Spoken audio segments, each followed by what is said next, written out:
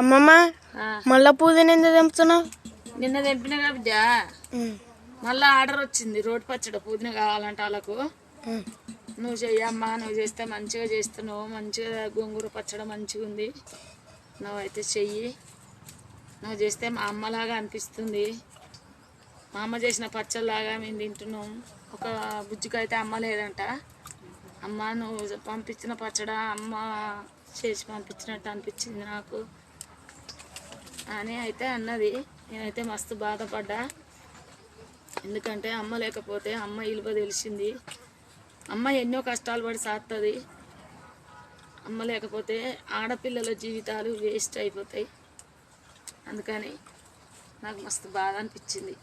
కళ్ళ కొంట నీళ్ళు పడ్డాయి. అమ్మ ఫోన్ చేసి నాతో మాట్లాడతా, బుజ్జి మాట్లాడతాయి, అమ్మ నువ్వు చేసి నాకు కిలో పుదీనా పచ్చడి పంపమ్మ, నా పిల్లలకు తినబెట్టుకుంటాను.